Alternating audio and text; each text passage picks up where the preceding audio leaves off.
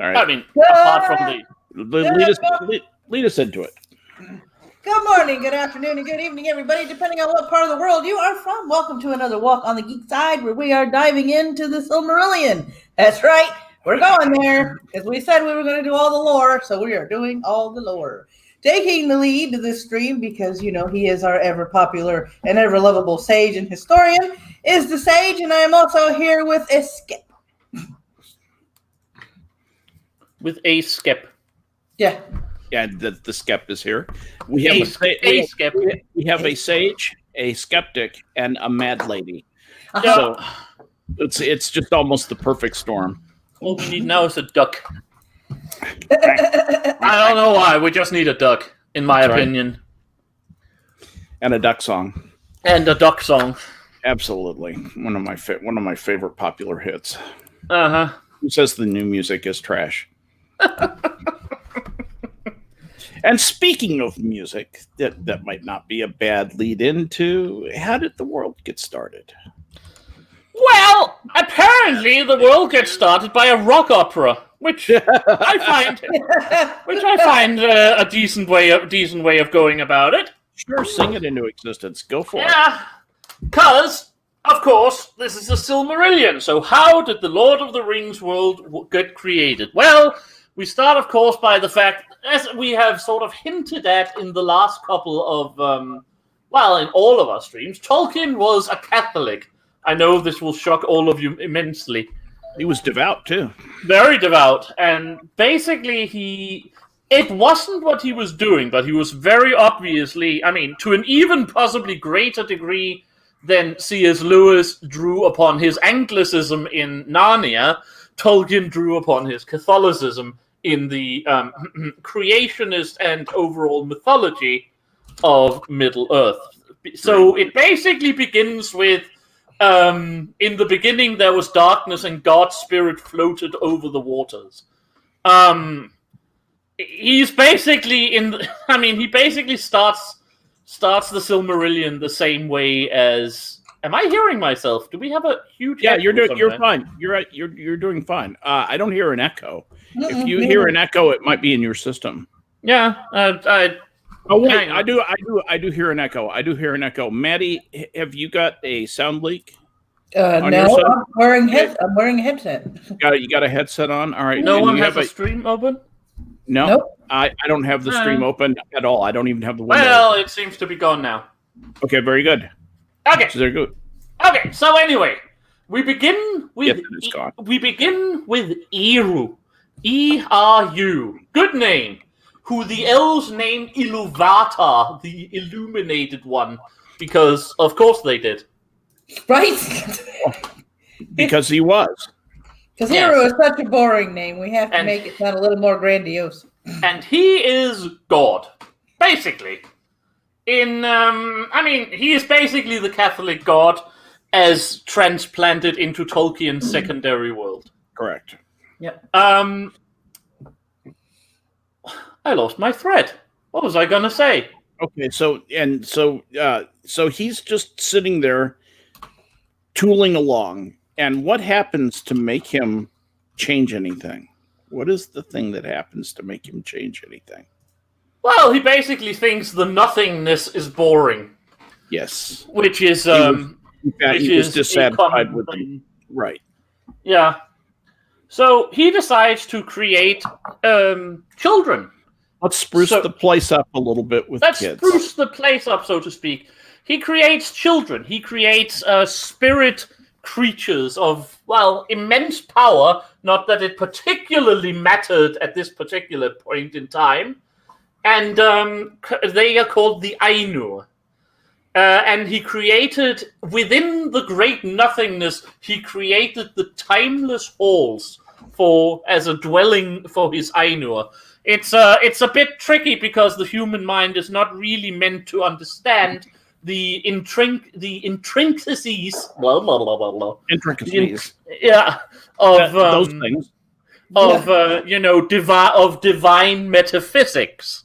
Right. But anyway, he does this, and these Ainur eventually starts to sing for him because everyone in heaven gets equipped with a harp and an aura. And these are basically angels, archangels, if you will. There are many of them, quite a lot of them, and they start making a ton of music. And that's basically how they occupy their time. They sing for Eru. Eru Iluvatar is, directing them. I mean, he's basically, okay, start singing now, and then they start singing. But one of them, and so no, that's so the most great. of them, Yeah, I'm getting to that. That's the great music. That's not right. Okay. all right. Okay. No, you can take it. Go ahead. No, you take it. So they sing for him first alone because they don't really know themselves or others. Eventually, they start grouping together as per interest, and they start singing songs for him. Except for one of them, because there always have to be someone. In this particular case, it's the most powerful, the greatest, the one who has the greatest share of all of the gifts of his brethren and is the closest in, shall we call it, essence and power to Eru, namely a fellow by the name of Melkor. And he decides that, nope, this is not for him. I'm going to be the problem child. So I'm going to... The way that I think of it is that all the other ones are singing like Bach and Chopin and so forth, and he comes out singing Nickelback. Basically. And they don't like it much. Thrash metal, maybe. Yeah, exactly. He actually doesn't sing very much because he spent most of his time walking around the nothingness outside of the timeless halls and looking for something. And it's a while before he realizes what he's looking for. He's basically looking for the power to create something that he can create and control, have power over. Of course, he is not capable of it because he's not Tolkien's secondary world, as I understand it, Catholicism, evil cannot create because all true creation comes from God. Within this particular mythology, it comes from the flame imperishable, which at this point dwells with Eru. Do you pronounce that Ia? I doesn't pronounce it anything yet because the world hasn't been created. Okay, but I'm talking about the flame. Ia. EA. Yeah, but that only gets the name once the world has been created, right. I think. Yes, yeah. As of right now, it's just the flame imperishable, which is a good name. Yeah, but eventually it will be called once it is in the heart of the world. That's true. Anyway, after a while, which, I mean, considering we're talking about God and his angels, could be 5 minutes, or it could be 37 billion years. There is no real timeline to this particular point. Eru decides that it's time for a bit of music. This is where he starts his, now all of you should come together and make music for me. And, when Dad says that, you go and do that. So they make the greatest music ever combined. All of the angels, all of the creations of Eru starts making this great and glorious music that seems to take on a life of its own at first, except, of course,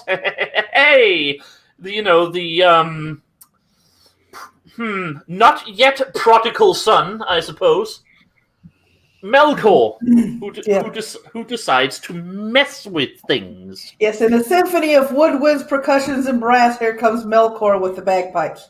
Basically, that's not a bad analogy. We're dealing with a gospel choir here, and someone jumps in with some North European thrash metal. Yeah. Well, I mean, that's literally how it's described later. It's what Tolkien would have said. Mm-hmm. And, he causes a lot of chaos because Melkor is very powerful. So his music, they call it a song. It's also described as music. Let's face facts. This is a kind of tune that humans probably wouldn't be able to understand on the most basic of concept. True. Or understand perhaps, but certainly not comprehend. But Well, they make the music. Melkor is disturbing it. And apparently he's so powerful and so influential that several of the Ainur standing close to him start aligning their music to Melkor's disturbance rather than the original theme.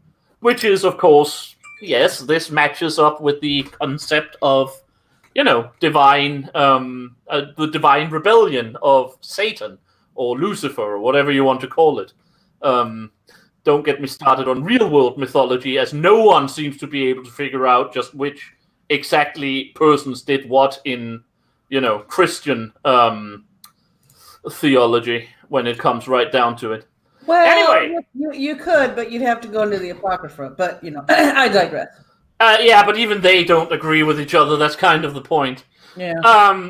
So to move on, Eru then basically smiles and say, okay, the teenager is playing games. Let's start. He raises his hand or his eyebrow or whatever and starts another theme that the angels then start to sing along.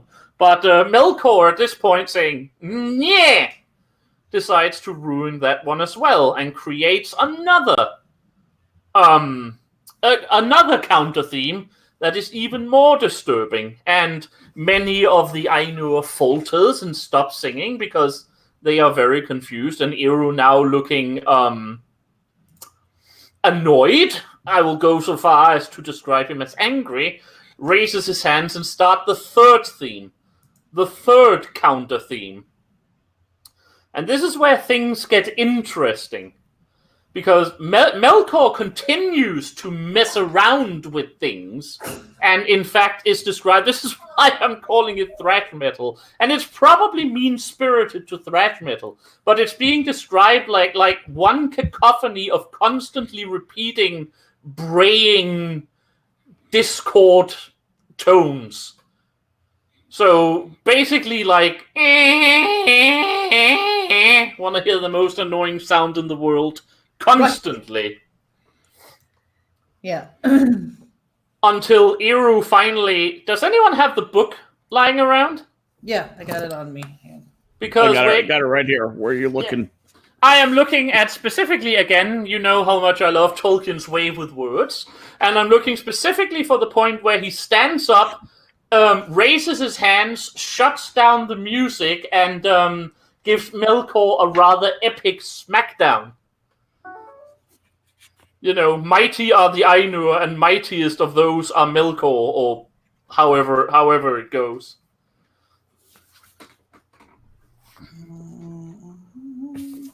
In the midst of the strife, whereat the halls of Iluvatar shook and a tremor ran out of the silences, yet unmoved, Iluvatar arose a third time, and his face was terrible to behold.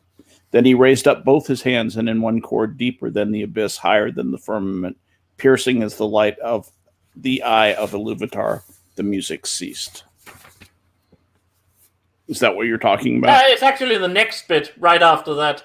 Yeah, then Iluvatar spoke, and he said, Mighty are the Ainur, and mightiest among them is Melkor.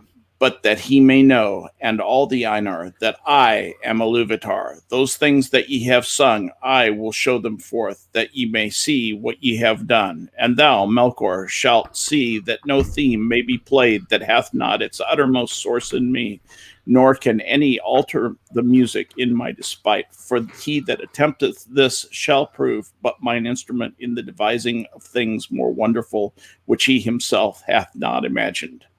So basically, we start out creation with a smack talking. Yeah, well, let me just hit the next two sentences. And the Ainur were afraid, and they did not yet comprehend the words that were said to them. And Melkor was filled with shame, of which came secret anger. But Iluvatar arose in splendor, and he went forth from the fair regions that he had made for the Ainur, and the Ainur followed him. Yep. Anyway. So far, everything has been... so far as everything has been spiritual, I just love the way... I love Tolkien's way with words, and that's just a nice... Yes. It's just a nice description of divine smackdown.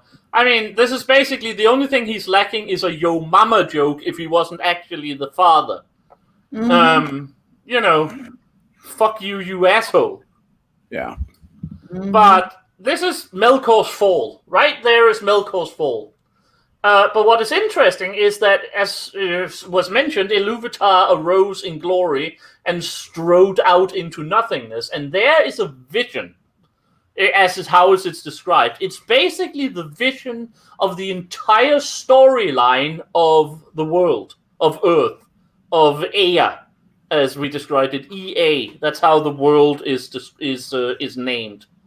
Yeah. Or the glow, or the sort of existence of physical reality, Ea. And the Ainur sees this like, a perfect diamond amongst nothingness, and the development of the entire story of the world, and they are driven by a desire to enter into the world and help create and steer and guide it. It's being said, of course, we don't know any of this. It's well worth noticing that all of this is not actually the creator speaking. This is supposed to be the Ainur telling what happened to the elves, who then later tells it to someone else, who then eventually gets studied by Bilbo in Rivendell. This is basically part of the Red Book of Westmarch, if we really want to go there. More specifically, the translation from Elvish, as is mentioned in the book if you read the Lord of the Rings last couple of chapters. Yeah. So we don't actually know if this was exactly how things went, but, well, if the Ainurs told the elves, it's probably as close as any fully embodied physical mind can understand it. But anyway, the Ainur doesn't see the entire story of the world, but they see enough, so they know they want to go there and help and make the world perfect, make its story fulfill. The only thing is they see their music, they see how the world is supposed to be, but since it's all based on the great music, Melkor's rebellion is already weaved into the essence of the world, even though, as Iluvatar mentioned earlier, every evil thing he does will eventually, glorify the story of the world. Although I am certain a couple of elves would have preferred him not to get involved with this one way or the other. I need a drink. Thank you. So the world is created, and a number of Ainur decides to descend into it. What they mean by descend into it is difficult to say, because they still remain... In Tolkien's earliest description, he described them as the gods. He always called the Ainur, or the Ainur descended into the world, the gods. But they are basically archangels living permanently within the world. It seems like Eru or Iluvatar basically said, yes, you can go in there and be part of it and live in it and help it and guide it and create it and control it, but you will not be able to get back out again. You will not be able to get back into heaven, for lack of a better term, until everything is over. So the greater majority of the Ainur stayed out in the firmament with Iluvatar, but some of them, and amongst them the most powerful, descended into the world and started ordering it. It's a bit difficult to fully understand. Again, Tolkien's mythology is a bit tricky, because it is a mythologically written story, but I like to believe that they basically descend onto the earth as it was slowly after its primary world scientific creation, like basically a big ball of molten rock. Yeah. And sets about ordering it so it can be prepared for the two things they know coming. They know a lot because they have seen the story of the world, even if they don't fully understand it, also because they are all seeing it from their own perspective and from their own, and focusing on their own primary interests.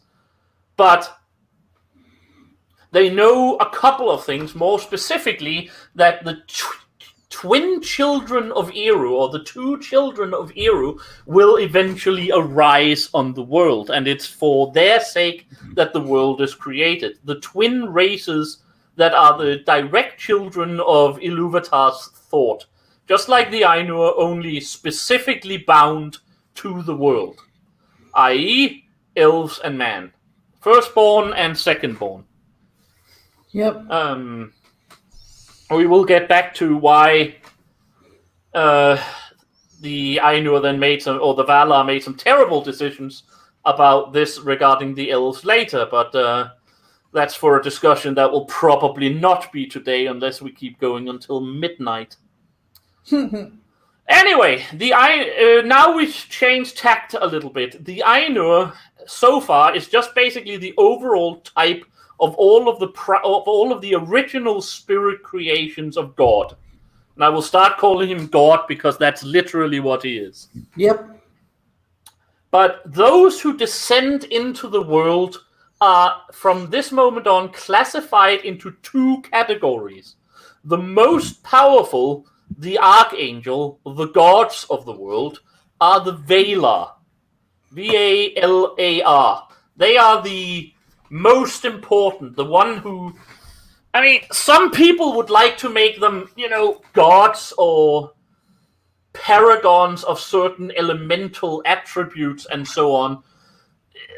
They're really not, but they do tend to become kind of a pantheon. They are the most important, the rulers of everyone else. And then they have a great people, numbers unknown, but probably in their thousands at the very least, consisting of Maya spirits. They are the same thing. They are all Ainur, but these Maya has less inborn natural power and are less wisdom, less knowledge, and are the servants and helpers of the great Valar. And I think... Sorry, do you have anything to add? No.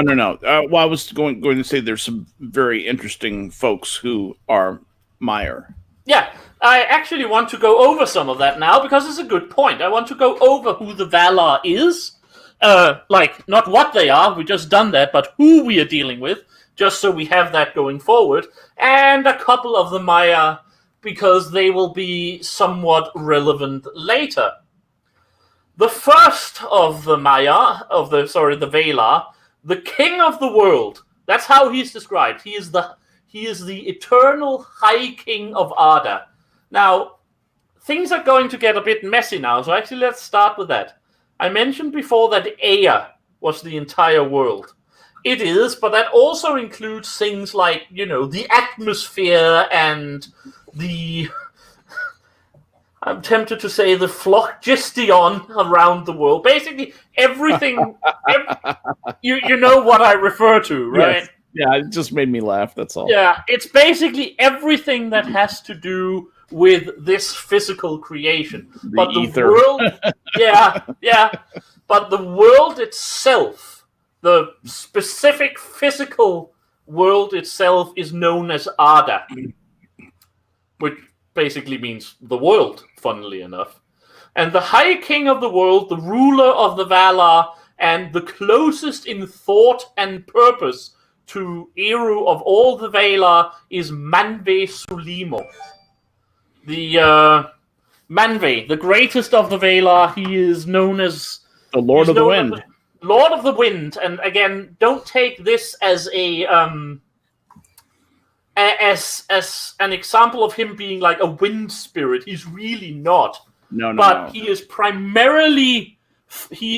When it comes to the concept of the sort of creation of the world and its essence, he is mostly interested in the wind, the sky, creatures are flying. The great eagles are basically his specific servants, at the very least in the First Age. Probably also later, but they lessen as well. But if Manwe is... Again, I have used TV tropes a lot recently. Manwe is the big good. Unless you want to go all the way out of the world to God himself, who basically, to my best knowledge, have only acted directly once in the entire Tolkien lore. God himself has only acted directly and without any degree of subtlety once during the entire storyline. So, if you want to go as high as you can get, it will be Manwë. He is the guy. He has a wife, Vada, also known as Elbereth. If anyone has read The Lord of the Rings, which I sincerely hope you have, if you are here at this point. Yeah. Vada is the one that the High Elves name Elbereth. She's the Queen of the Stars, and we'll get to that later. She is the highest ranking of the female Ainur. Why creatures like that would have gender is never described, but they do, so they do. Because he thought of them as having gender. Because Eru decided that was so, basically. I think it was patterning for men and elves, but anyway. Probably. I mean, sure, that's probably what it's about. But, I mean, Vada is the queen of the world. She is Manwë's best friend, advisor, soulmate, all that stuff. And she is incredibly powerful in her own right. And she is sort of the patron deity of the elves, as you will understand when we get to later. The next most powerful of the male Valar is Ulmo, King of the Sea, Lord of the Water. And while he is actually described in most of his appearances like a great water elemental, like a creature rising out of a fluted wave or something. Again, don't put too much into this. It has mostly to do with the fact that he is more interested in the concept of the sea and water and streams and what live in it and so on, rather than him actually being, a spirit of water. I think I have said this enough, but it is rather... Yeah, you made the point. The other thing is he's Batman, and he has a Robin named Ossie. He gets tempted into service of Melkor at one point. I assume you're going to cover all that, right? Yeah, under the Maya spirit. Yeah, but it doesn't mind mentioning it now. Yeah. Ulmo is the best. If Vada is sort of the patron saint or the patron god of the elves, Ulmo is... It's difficult to say, because the best analogy I can get in any kind of mythology that I know about would be Thor, actually, in Nordic mythology. He is friends of, I would say, humanity, but it also goes with elves. He is friends of all non-evil living things, and he is their ultimate protector from evil, basically. When things go to shit later in next week's episode, you will notice that Ulmo is the... next week, Return of the Melkor. The Melkor strikes back, I would assume. Yeah, Melkor rises again. Right. Spoilers. I'm sorry. I don't think it can be much of a surprise that things will eventually go to shit. Sauron had to come from somewhere. Right. But Ulmo is like their ultimate protector and friend, and the one who always tries to be there for them. He, however, is also an incel. Okay, that might be mean-spirited, but the point is he is one of the top... He's one of the top Valar who doesn't actually have a wife. Still think he's gay? Yeah, probably. The problem is I don't really know who else he would be gay with, considering that all of the others are, married. Conceivably Dumbledore in some sort of parallel universe thing. Probably Dumbledore. We can probably write him off as an Anglican or a Franciscan monk. We can retcon him to be gay, just like what's her name did. Listen, we'll retcon him to be asexual until we insult someone enough that we need to make him gay to apologize. There you go. Very good. Well done. I am sorry we have offended you with our stream. Ulmo has chosen to live his life as a gay man. Very, very well played. The next of the Valar is Aule. Aule the Smith. He is like the Smith. He is not... Again, this is where someone could be tempted to call him the god of Earth. He really isn't. He's more like a Festus. Yeah, he's god of creation. He likes to make stuff. He likes to make stuff. Yeah, exactly. He's god of... And when I say creation, I don't mean creation from absolute scratch. I mean... Of creativity. Handiwork, craftsmithing. That's why he's Aule the Smith. He is super important, not so much for what he's super important later because he has some relatively influence on creation of certain races that plays a significant part in the world and even in the Lord of the Rings, either by design or by accident. But we'll get back to that. He's also important because he has an unfortunate tendency to pick really bad apprentices. But again, he 3 times does he pick like a chief Maya or a chief apprentice amongst the Maya, and the last one we don't know about, and the first 2 times goes somewhat wrong, but we'll get back to that in a while. Exactly. He is married because, of course, he is. He's the Aule the Smith, working metal and so on. He is married to Yavanna, who is the giver of fruits and the great Earth Mother. She is basically Gaia. She is the lady of nature. She concerns herself with the flora and fauna of Arda. That's her job. Yeah. She is nature personified, basically. She can sing trees of light into existence. Yes, she can, and she does that later. The next of the great Valar is Orome, Aldaron, the great hunter, like god of hunting. Orome is basically like a mix of... I don't even know how to describe him. He's basically like a mix of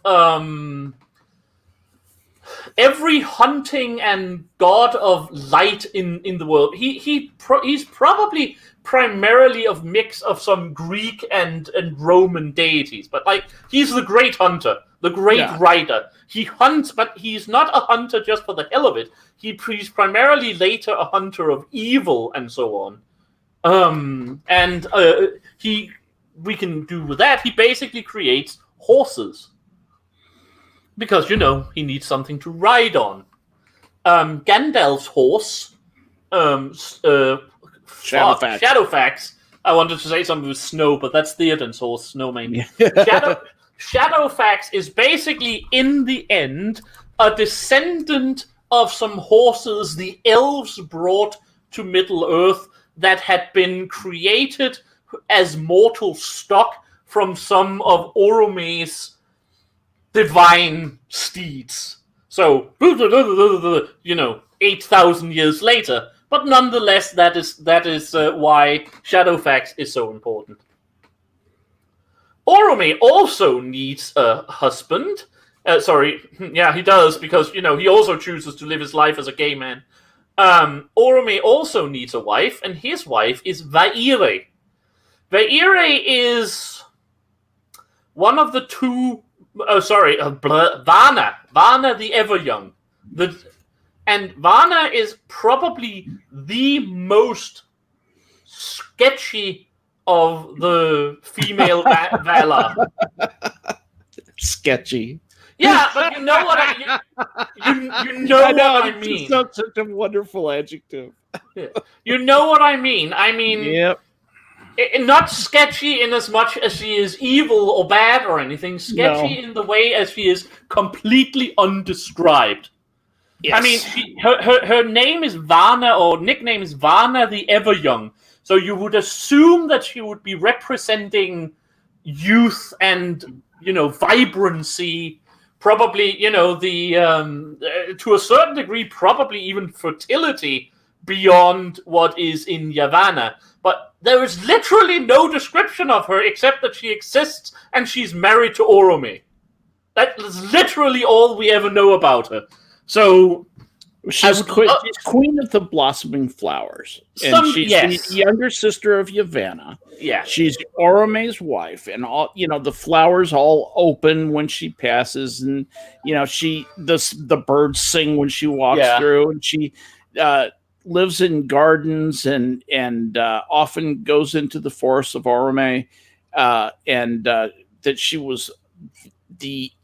she's the archetype of female beauty, the most perfectly beautiful in form and feature, and also kind of, holy in a way. Yeah, like representing, as has been said many times, representing unmarred perfection. The perfect blanket of snow, the untrammeled snow on the meadow kind of thing. That's what she represents. The coming of early spring. But as per her personality, no one knows. She doesn't have a single speaking line. She is the only one who doesn't have a single speaking line in the book.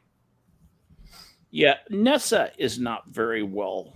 No, but at least we know. But at least she has a scene for herself. Yes, Vanna is just there. Yeah. I hear you.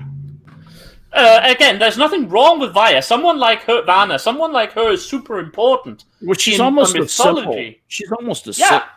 As a symbol. And I'm sure the elves would love this one. Oh, of course. Because they almost worship beauty. Yeah. I mean, okay, we have spoken a lot about it, but if you notice, all we have spoken about is that we don't really know anything.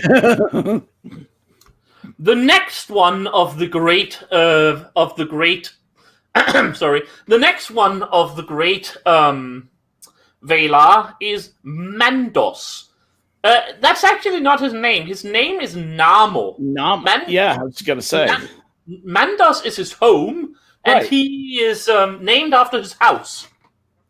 He is Judge of the Dead, God of the Dead, if you will, the Guardian of the Underworld. He is the Halls of Mandos. Halls of Mandos is the name of the We'll get into why it's not really the name of the afterlife. It's the name of the elven afterlife.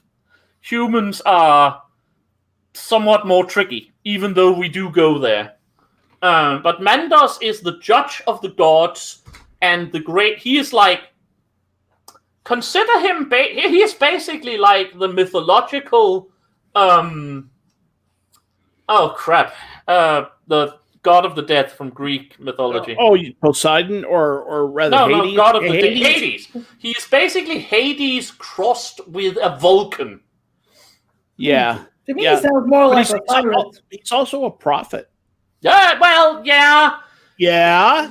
Yeah, I don't think you can call him a prophet, actually, because he's not really a prophet. He just tells them what's going to happen. All of them know what would happen. What makes a person a prophet? A person makes a prophet when they predict the future. Mandos doesn't predict the future. He's telling people specifically what they are going to face.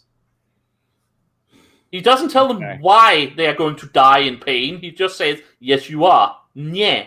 That to me is a prophecy, but anyway, all right. They call it the great prophecy of Mandos, but we'll get to that. That can be an interesting discussion when we get there. Yeah, okay. I just wanted to it's true. It's true. The only real foretelling of the future in more than the most broadest of terms we get in the story is from Mandos. Yes, and that's what I wanted to point out. That's what I wanted to point out. We will get to that one later, and we can have a big fight about whether or not it is a prophecy or what it is. We're not going to fight, but yes, fight! Round one, ding ding ding. Oh, sorry. Yeah, his wife, because he needs a wife. That is Vaira, the Weaver.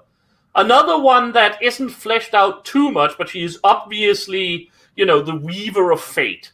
She creates clothes for the gods or whatever, but she is the tapestry of life, man. The tapestry of life. She is without a doubt the analogy of multiple deities with the same purpose, like the Norns of Nordic mythology and other similes in various other mythologies. Yep. Again, she's also one of those who are not incredibly fleshed out, but she appears often in the sort of parts of the mythology that deals with, well, the future.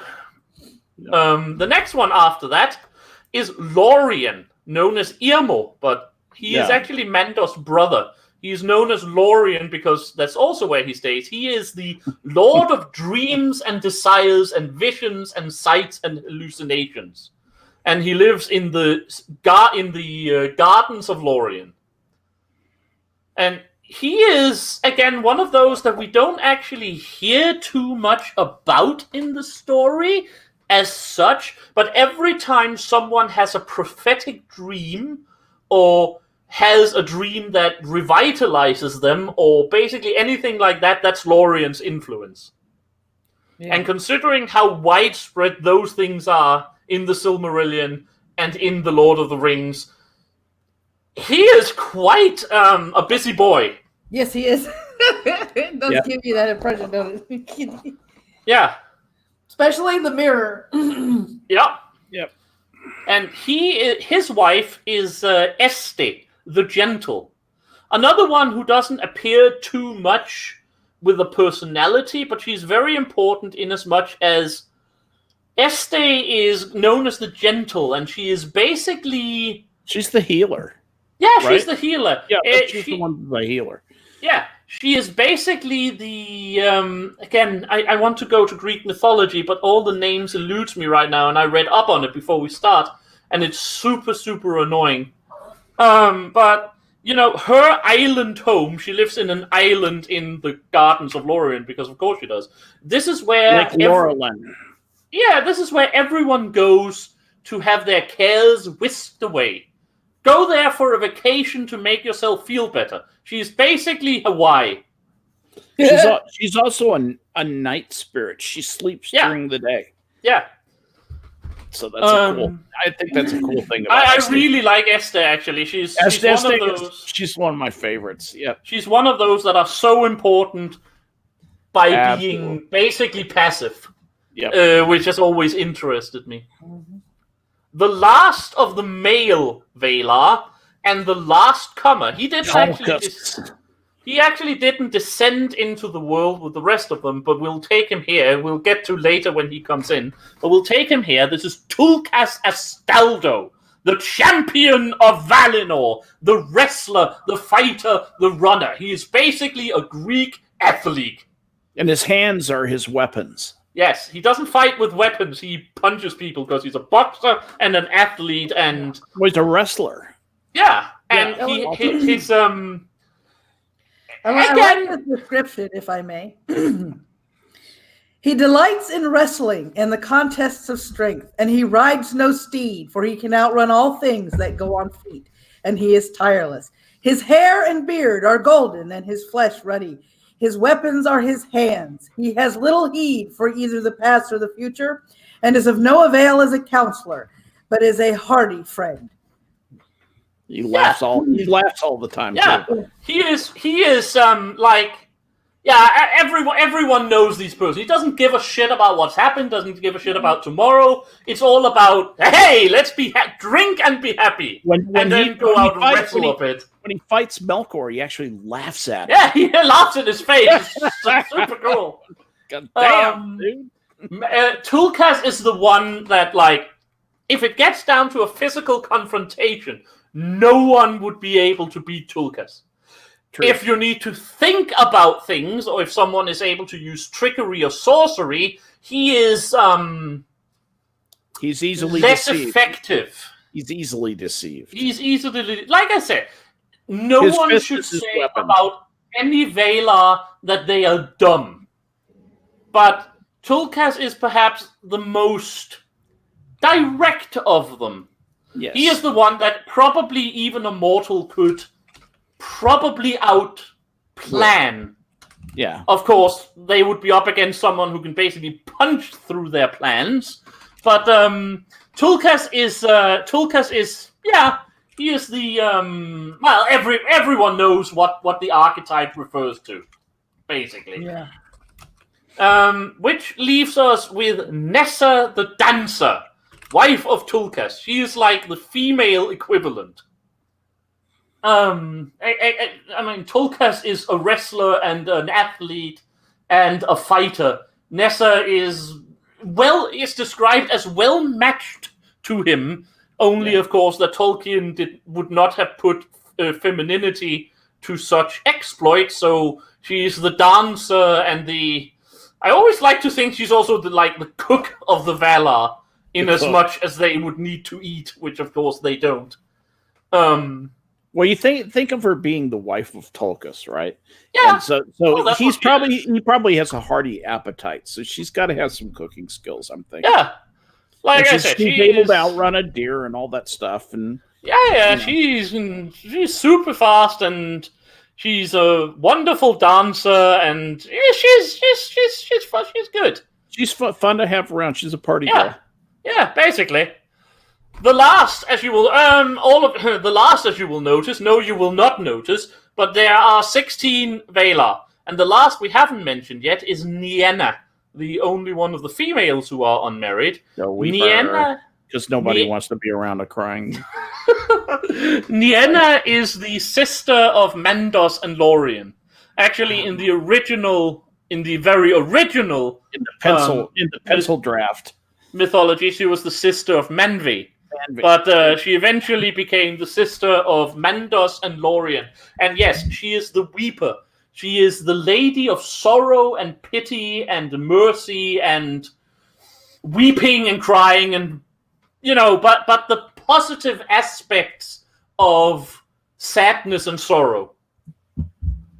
It's a difficult aspect because no one likes to be sad, no one likes sorrow, but sorrow also leads us to pity, sympathy, mercy, and endurance in a lot of ways.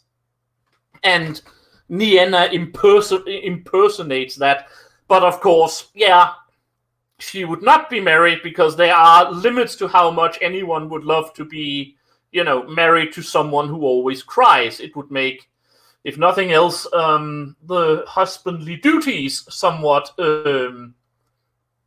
awkward. Is it good for you? Okay, then. Okay, that was mean-spirited, but nonetheless.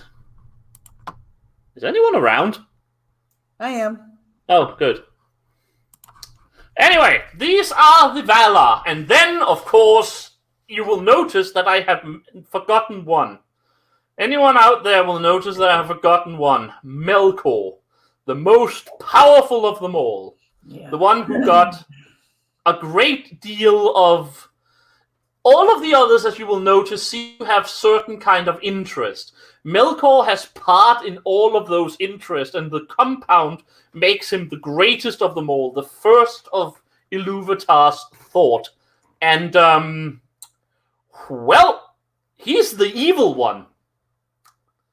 He is the one who raised the rebellion against God during the Great Music, and although he begins to pretend that no, that was just something I did.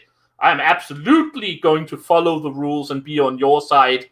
He went into the world with the rest of them, and at first pretended to work with the other Valar, but very, very soon fell back into his my way or the freaking highway, guys. So it's described that in the very early days of the world, when the Valar meant to order it, which basically meant, we are raising some mountains here, some mountains there, there'll be flatlands there'll be some swamps, some forests, some deserts, we'll have a big island here we're going to live on, we're going to blah, blah, blah, blah, blah. Melkor was there to fuck with them. We're going to raise a mountain here. I'm going to turn it into a volcano and destroy everything around it. I'm going to raise a mountain range, and I'm going to turn it into a... Okay, then. I think we might have lost Maddie. Which is bad, because I think she's powering the stream. Skep, are you around? No, he's not around. So I'm alone. So we lost Maddie. She seemed to have lost all electricity. Hopefully she'll be back in for a second. And with any luck, Skep will come back in a second. But until then, you're stuck with me. Which is bad. But anyway, let's get on with it. I just have to write to Maddie.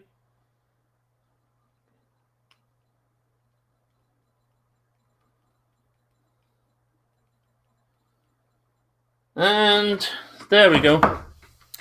Hopefully it's just a small thing, like a relay or something.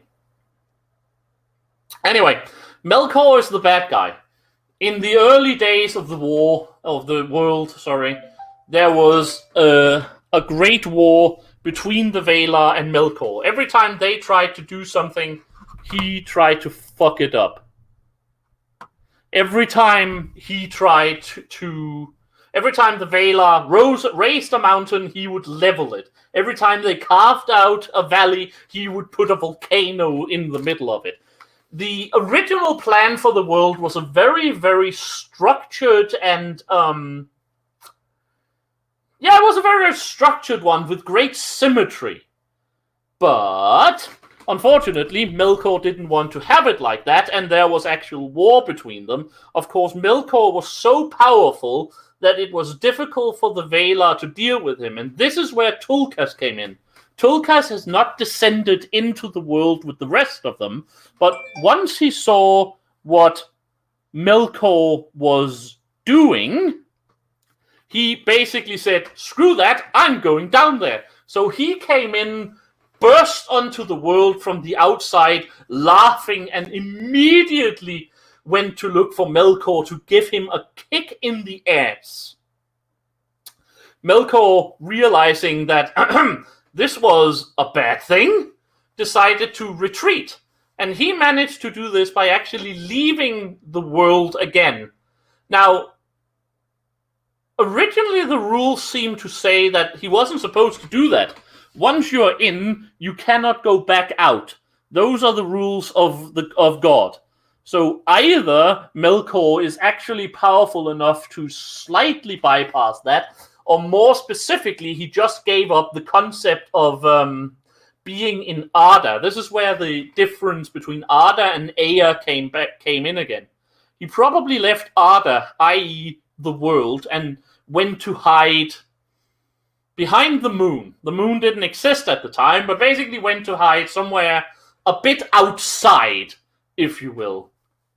And so the Valar had some time to order and structure the world, create it as they see fit. They raised mountain ranges in the north, east, south, and west, and in the middle there was a great sea, and in that sea they put an island, the island of Almaren, which was the first home of the Valar. And there they rested a while, but they figured eventually, we don't actually need to see anything because we are spirits, but it's still a bit dank here. We need to raise some light. So they set up two huge torches, or two huge lanterns, if you will, like mountain-sized pillars with great lights, probably from fire or something else on the top of them. One in the north and one in the south, and they lit up the world as it was, as the Valar sort of rested a while from the first war with Melkor and from finally ordering the world. Now, if there is one thing that this should have taught them, is that the Valar is not allowed to take a break, because Melkor immediately took this as a welcome to sneak back in through the back door. He came in, went to the far north in the mountain range built up there. One thing we probably should mention at this point is that the world is flat. At this point in mythology, the world is flat. We are not a globe of Earth. We are literally like a huge flat disc lying in this. That's Arda. Arda is this huge flat disc of land, like people actually thought back in medieval times, or pre-medieval times at any rate, or like the disc world, if you will, only not on a turtle. And in the far north, where the lights of these great torches was the lowest, there was this mountain range. And under that mountain range, Melkor built his great fortress of Utumno. Utumno is basically the word that later got distended in Black speech to Udun. So whenever the orcs or Balrogs or whatever in Lord of the Rings speak of Udun, they are talking about hell. And hell is specifically Melkor's first fortress, where he filled it with all of the Maya who had supported him either by proximity or by interest during his rebellion against the great music, congregated with him there, and he twisted various things, created life forms, except he didn't, because again, evil cannot really create. Did that kill the stream entirely? Have I been talking to myself? No, I don't think I did. Where was I? Oh yeah. He created this hell dungeon, Utumno, and from there he planned the overthrow of the Valar, and he did this by sneaking down to the northern lantern, the northern light, the northern lamp, and tipping it over. So, oh hey Skep. Hey, I'm back. Sorry about that. Yeah, Maddie's had a full electricity blackout. Oh my god. Okay. So she's trying to restart everything and get back in. Jeez. I am currently gotten to the point where Sounds like you're at the lamps. Yeah, the Valar is resting on Elmarin. Melkor has built Utumno and is currently sneaking down to the northern lamp to do something. I need to go pee. So if you... Oh, hi, Maddie. Hi. Is it back? The light, I mean? Yep, it's back. Okay, good. Good, wonderful. I need to take a bio break. So, Skep and Maddie, if you guys can entertain them in the meantime. We definitely can do that. I had a family thing.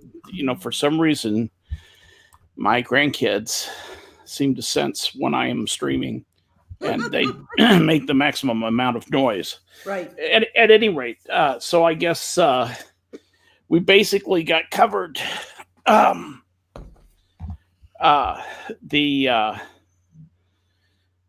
Let's see, what did I want to cover with the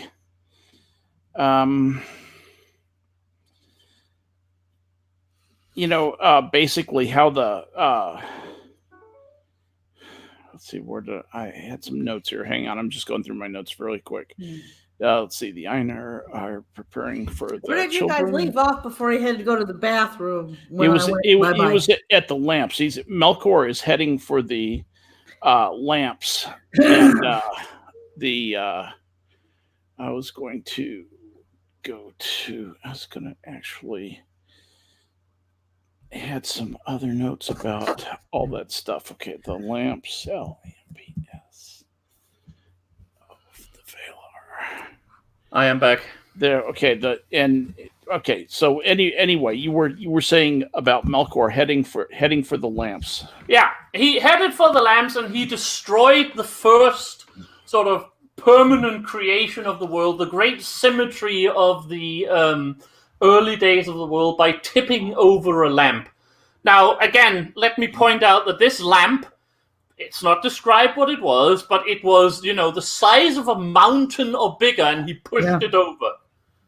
So you can imagine what that will do to the... This is probably basically like, the dinosaur killing asteroid hitting the planet. And that's the effect it's described as having. The world was basically broken. The Great Sea, the Beligare, which is basically the Atlantic Ocean analog, was created at this point as the land cracked and broke. Mountain range fell, other mountain range rose. The encircling sea. Yeah, it was. It was a rather big thing, and in all this chaos that the Valar, of course, ran around trying to get control of, Melkor strode back to Utumno and kind of dared them to come after him, except he didn't because they didn't know where he was. Right. Right. Now, did you talk about where the lamps came from? There are so many different stories that I chose to leave that out. I know there is the ice story, but again, that was also counter-described in later stories. So I basically just stuck with what the lamps are, that the lamps were there. Yeah, the thing that I, after the Valar entered the world, there was a misty light, kind of veiling everything, and the Valar took that light and concentrated it into the two lamps. What is it, Iluin, and what's the other one, Ormal? Yeah. And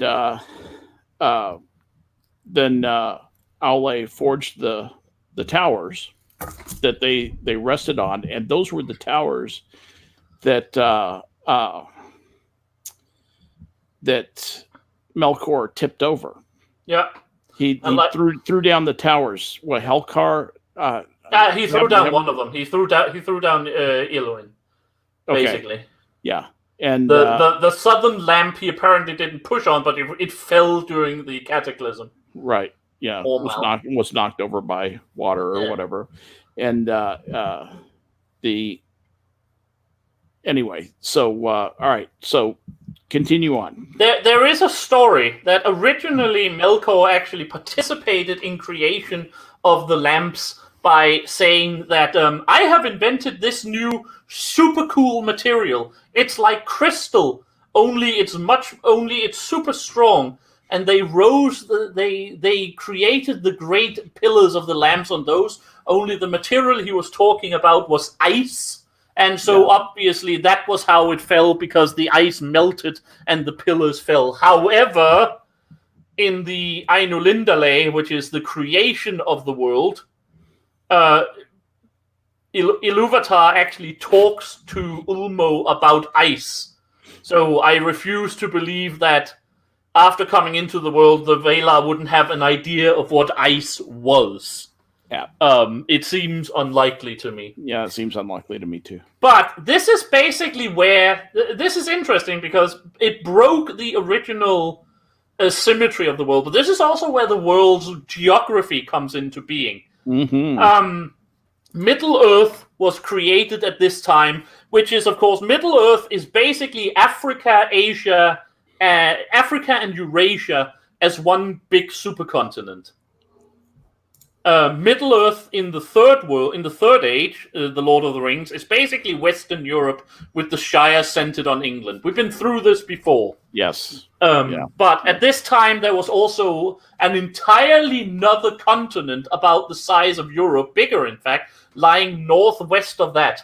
If you look at a map of the Lord of the Rings, the mountain range, the Blue Mountains that are out near the coast at the very western edge of the map, was actually like the very eastern border of this area called Beleriand. And Beleriand is super important because this is where practically all of the major events of the Third Age of the First Age took place. I said Third Age. I meant First Age. Yeah, but we'll get to that. We'll get to that eventually. The point is that the American continent also at this point had its analog, namely the continent of Amman, wherein the Valar retreated after Elmarin was destroyed and the symmetry of the world was broken. And there they decided to create their second nation, Valinor. And Valinor, we will get to the creation in a second, but Valinor is super important because in The Lord of the Rings and all other Tolkien things, whenever they are talking about the utmost west, or the outer west, or the people on the other side of the ocean or something, they are talking about Valinor, the home of the gods. Up until the end of the Third Age, theoretically to the end of the Second Age, but actually up until the end of the Third Age to a certain degree, Valinor was heaven, as you would understand it, was physically present in the world.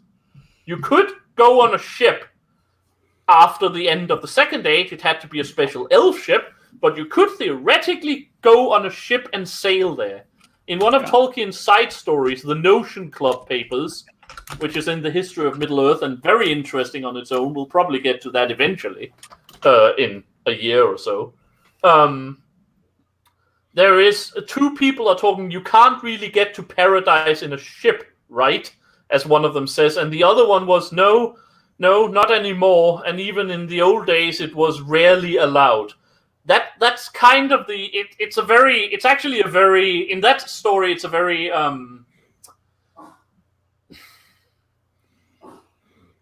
bittersweet moment when that is discussed, but that's the point. Valinor is in the world. It's basically the American continent analog. But you could go there, and the Valar retreated there, and they raised the highest mountain range in the world, the Pelori Mountains, from north to south. Basically, take the eastern seaboard of the American continent, fill in the area of the Mexican Gulf with actual land area, then raise the highest mountain range in the world. We're talking like Himalaya-style mountains from the north all the way down to the south, except for a few minor coastal plains. And it's just like, okay, you don't get in again this time, Melkor, brother of ours. And behind that, they then created a new land for themselves, and for a while, actually gave up on the outer world, Middle-earth, where we will eventually live. Yeah. And all of the great Valar homelands are there. The Gardens of Lorien, the Island of Este, the Forests of Orome, the Halls of Tulkas, the Halls of Mandos, the great height of mountains of Taniquetil, a mountain you'll hear mentioned numerous times, the highest mountain peak of the world. The man cave of Ulmo. The man cave of Manvi. Basically, on the very top of this highest mountain in all of the world is Mandos' throne room, where he lives with his wife. Yeah. So, yeah, that's the way. But they also built a very big city in the middle of one of the Great Plains beneath Taniquetil, created the city of Valmar. Now, again, the Valar and their Maya servants didn't really need physical shape. And a lot of the time they choose not to take it, or not to take it as we would understand it. But obviously, since they are now in the world, if not of it, a certain kind of physicality is relevant, which is why they built this city. Also, it just dawns on me, let's get on with it, because let's skip to the trees and then let's go back a bit, because I lost my track when Maddie had to drop out. So they need light again. This time they're doing it a bit more, I would say a bit more epic, actually, because they are all sitting down in a great meeting, actually not talking, just hanging out, and then Yavanna starts to dance. And you would think it was Nessa because she's the great dancer, but this is Yavanna. No, she dances, and when she dances on a small hillock around the great meeting place, two trees starts growing. And these trees reach a rather prodigious height. We are talking the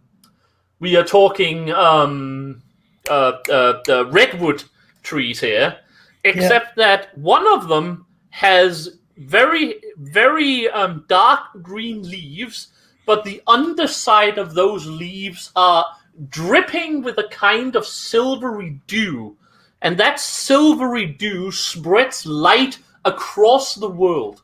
It would in fact have lit up the entire world if it hadn't been for the fact that they had just created this enormous mountain range to stop it. So Middle-earth is still under darkness, but now the tree Telperion, the great silver tree of the Valar, is created, and the other tree. after 6 hours, the Tilperion then loses all of its leaves and the light dies. But at that moment, Laura Lynn the Golden, which is usually described as female, actually, the other of the great trees, then bursts out with her life. She has a light green leaves, but the underside of that is golden dew. So Valinor is at this time lit on a 6-hour circle, 12-hour circle, if you will, of first great clear silvery light, and then after that the golden light. And this is like the trees are in the end the be all end all of all elven and to a certain degree human existence. We'll get into that later, but I cannot emphasize how important these damn trees are. The hour where one of them is fading in light and the other one is rising every 6 hours or so are described as like the most amazing moment in existence, basically. Yeah. This is where everyone stops and relaxes for a second, and it's just being in this light is enough to basically make you almost paralyzed with happiness and amazement at just how beautiful it is. Yeah, in a positive way. By the way, I was there. I'm that old, and yeah, I would imagine. I remember what it was like. We just stood there going, "Damn, girl." Yeah, like I said, we will get back to why these trees are so important, but just take my word for it that Tilperion the Silver Tree and Laurelin the Golden are more than anything the single most important aspect of the Lord of the Rings world. Nothing else in the end will beat it when you come straight down to it. That's absolutely true. I absolutely agree with that statement. But we need to go back a little bit here, because I forgot that we are talking about the Valar, but we forgot because Maddie dropped out to talk about the Maya. And there's a couple of Maya we need to go over. I was afraid that I had missed that when I was counseling my grandchildren to shut up. Yeah, that was just me being an idiot. No. Okay, so we're going to get to talk about Sauron and because you guys might Balrogs and stuff like that. Yeah, right now actually. So Melkor, let's go back to Melkor for a while. You remember me telling you that his following were basically Maya spirits that had been corrupted during his great anti-song rebellion earlier, and some of those followed him. One of them was the vassal of. I'll get to that because that doesn't happen yet. He hasn't left during the rebellion of the song. Quit jumping the gun. All right, I'll shut up. But what you can talk... No, because there's something else I'm sure you want to talk about. Some of those spirits who followed Melkor and was corrupted had a great interest in the element of fire. And that meant that they basically ended up as fire spirits being corrupted, which turned them into... Balrogs. Now, how many Balrogs there were has been a subject of great discussion, almost as much about whether or not they had wings, throughout Tolkien's scholarship and his own discussion.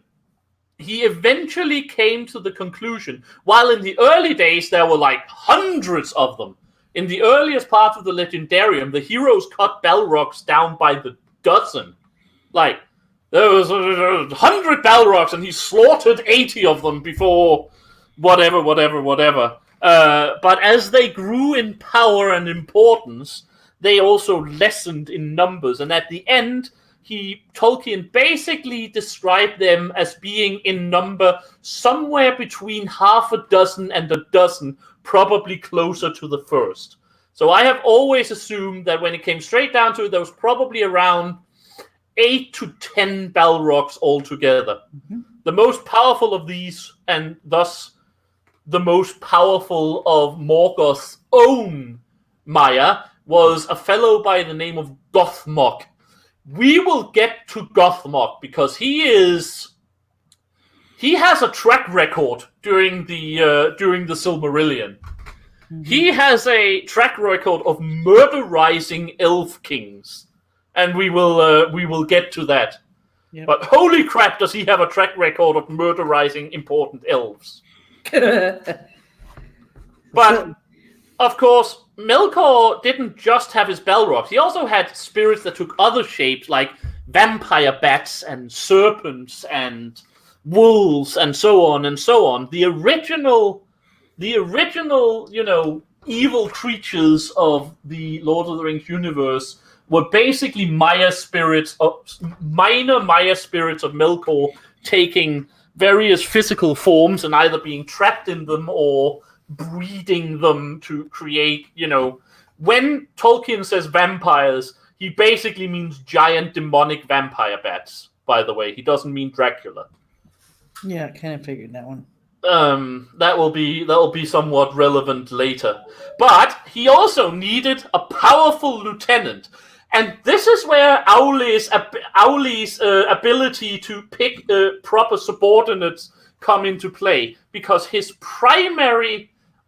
primary helper and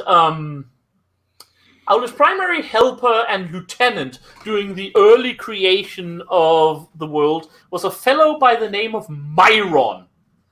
The great and glorious Myron the Beautiful, a man who longed to bring order to the world.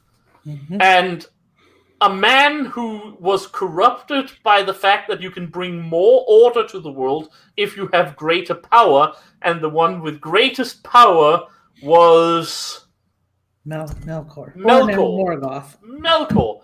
So Aule's first chief lieutenant, Myron, decided to take a gander over to the other side of the street and instead serve Melkor under the name of Sauron. Yep. That's where Sauron comes from. This is, by the way, why his personality so badly matches with Melkor. Anyone who has read the Silmarillion might have noticed that Melkor and Sauron are actually very different people.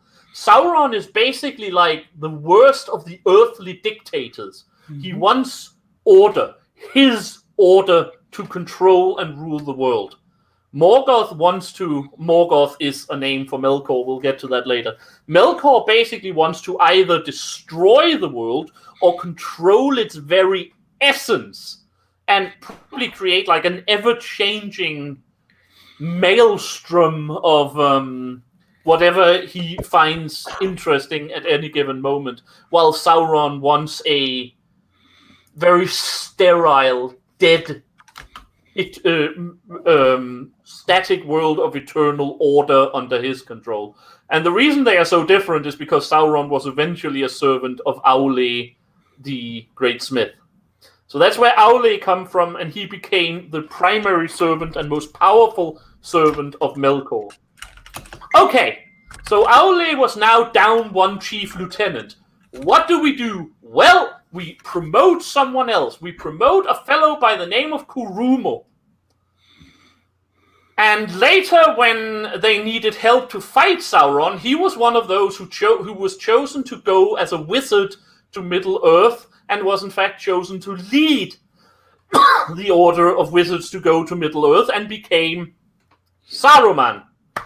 Listen, Aule, friend, god of smithing, you're a good boy and I like you, but you seriously need to take some after-school classes in personal management.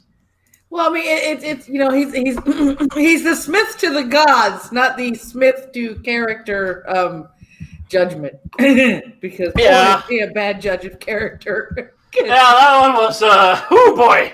Let's just say he probably should have hired someone to run his HR department, rather rather than almost anything else. Yeah. Of other interesting Maya, we have, as Skep mentioned earlier, Ose and Uinen. And do you want to take those two? Because I need to drink of water now. My throat is parched. Okay, yeah, I can read about it. Oh, it's more like Skep because he No. talked about them. I want Maddie to do some too. I've been talking too much. I've been sitting here listening and smiling, but okay. All right, so it says in the Silmarillion, Ose is a vassal of Ulmo, and he is master of the seas that watch the shores of Middle-earth. He does not go in the depths, but loves the coasts and the isles, and rejoices in the winds of Manwë, for in storm he delights and laughs amid the roaring of the waves.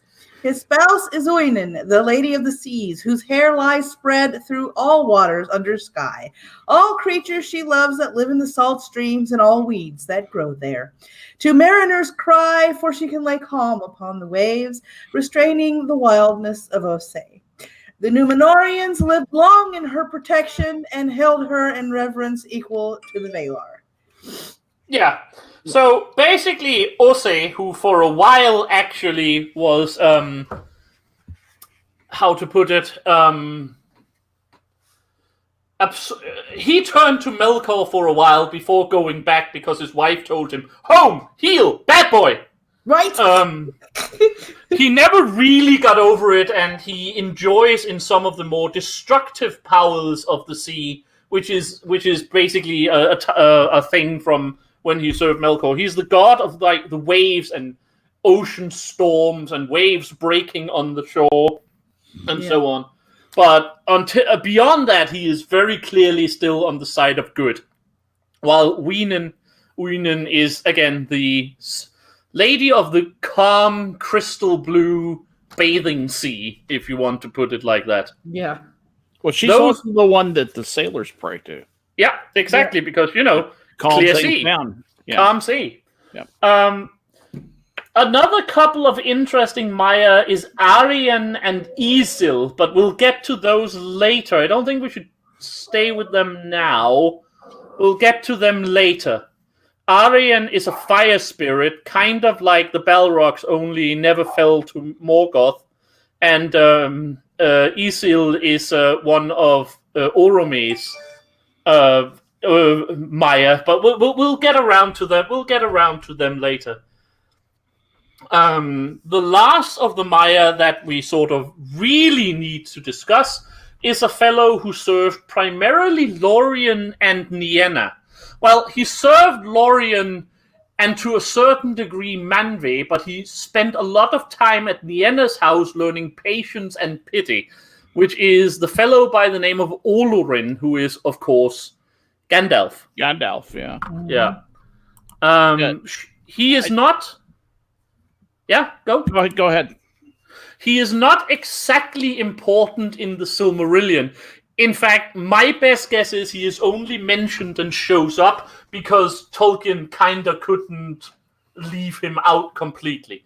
He is set to, in these days, to walk unseen and unclad, that means without physical shape, amongst the elves and men, and they knew not from where came all the feelings of contentment and mercy that overwhelmed them.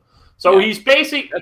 That's what I was going to say about Olorin, was that these beings thought of taking physical form as like putting on a set of clothes. Yeah. So when they say he walked unclad, that just meant that he walked as a spirit. The same thing is basically being mentioned in the Lord of the Rings with the Nazgul.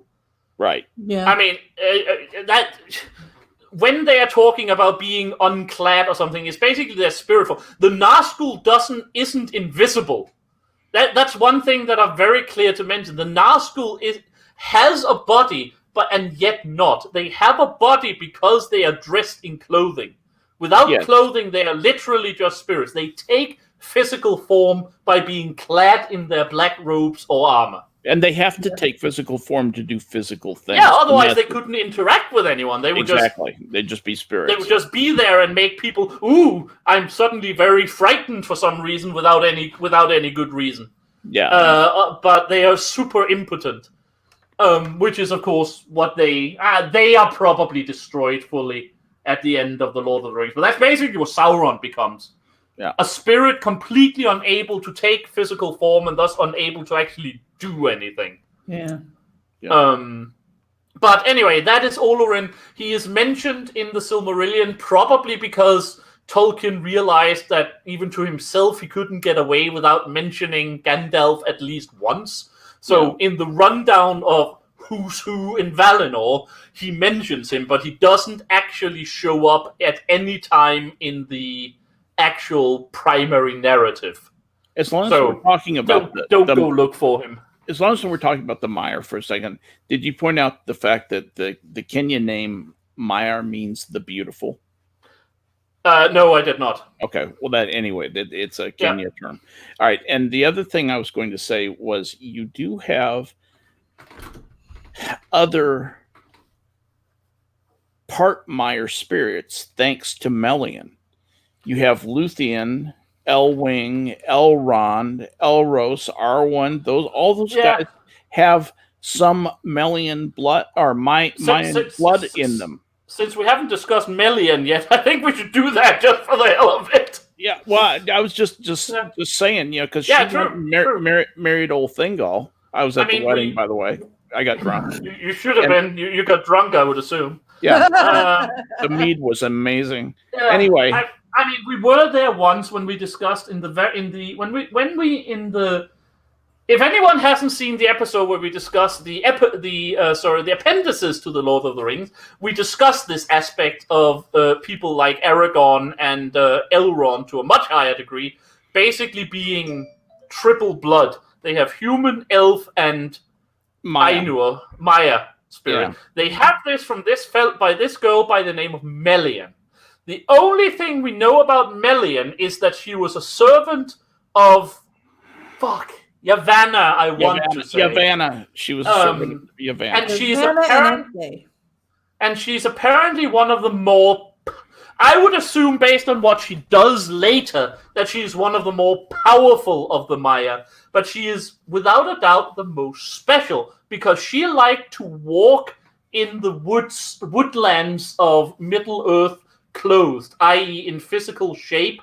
And at one point later, we'll get to that later, trust me. Melian served Vanna, by the way, not Yavanna. Vanna and Este. Oh, Vanna and Este, sorry. Yeah. She was said to be akin to Yavanna. Yeah. She was like a cousin of Yavanna. Yeah. Again, like I said, don't read too much into the difference between Maya and Vala. It's a matter of degree of power rather than essence. It's a continuum. It's not like a or B choice. No. Yeah, very definitely. But she enjoyed walking in the woods of Middle-earth in physical shape, and while there she fell in love with an elf king, married him, and became incredibly important to the Silmarillion narrative. Oh, boy. I would go so far as to say probably the most important person in the Silmarillion narrative, and her descendants are basically everyone of importance in the latter days. She repels Ungoliant. I mean, that's way down the line, but if you can repel Ungoliant, you are kick-ass. Spoilers! Yep. Spoiler. Like I said, doesn't win that one. We have been going for about an hour and a half, so should we basically wrap it up now? Yeah, I told you we wouldn't. No, I believe you. I just said this is as far as we will. We will not get further than that. As long as everybody's having fun. Yeah, I'm having fun at least. I'm having fun. Anyway, Maddie, are you okay? Yeah, I'm good. Okay, good.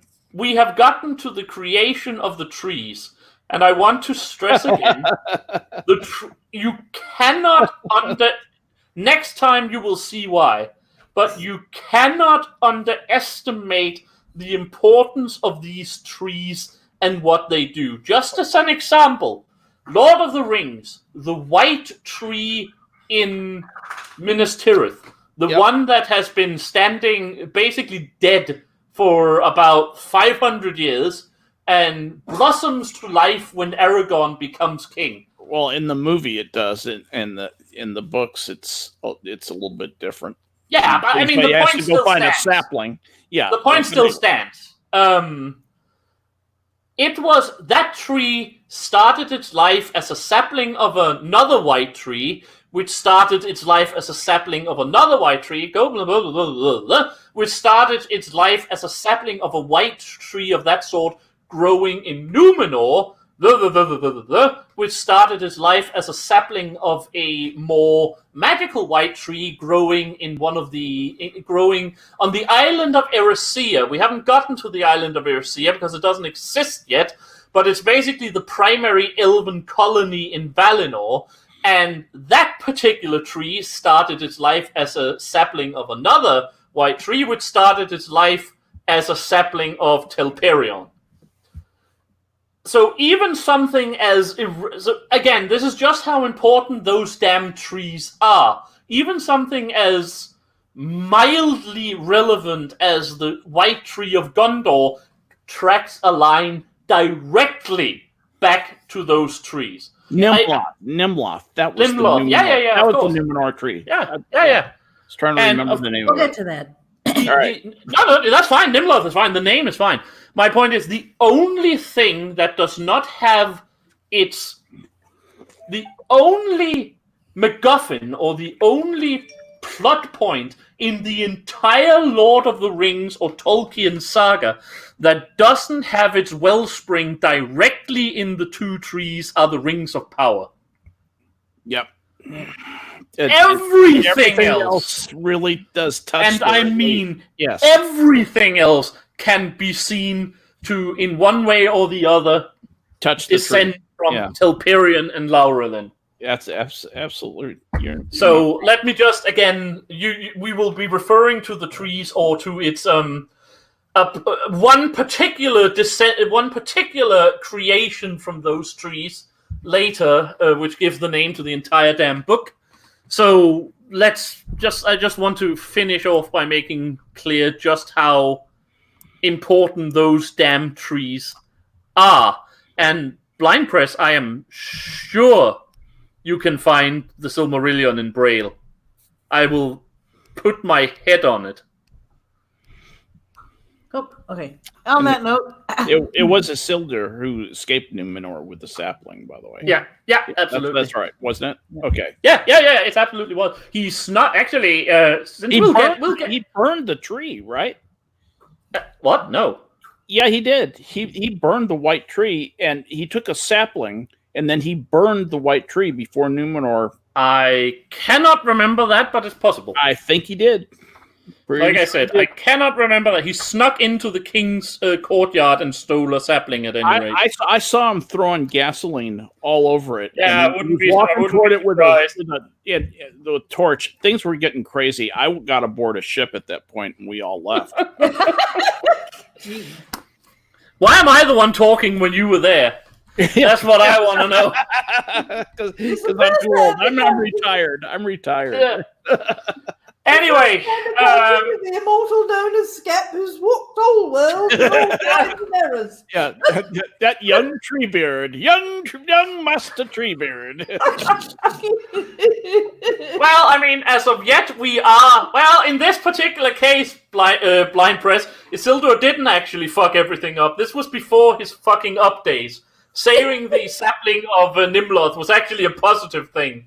It wasn't really until later that he started fucking shit up. He was a good guy. He was a good really guy was. until the very end. I mean, even the mission he was on was a good thing. It's really only the last 2 years of his 200 years life that things started to go slightly wrong. Pear-shaped, yeah. Yeah. Anyway, like I said, let's get on with it next week because I don't know how to go from here without it having to take at least another half hour. Next week we are going to crack open the story that is Melkor, aka Morgoth, and then go into the Quenta for the actual Silmarillion and the history of the Silmarillion itself. The Well- awakening of the elves. Oh, Exactly. man. Get up! And Get up! It's teaching time for teaching time the for trees to school. talk. Teaching Yep. the trees to talk. Yeah. So, for those of you that set reminders, this show is noon Central Standard Time on this channel every Sunday. Lest a catastrophe happen, God forbid, or one of us gets Same sick. elf time, same elf channel. Man, I really wish I could play the Batman theme on a harp. right?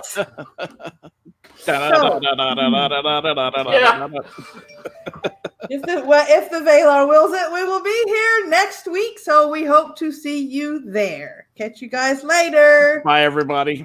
Bye.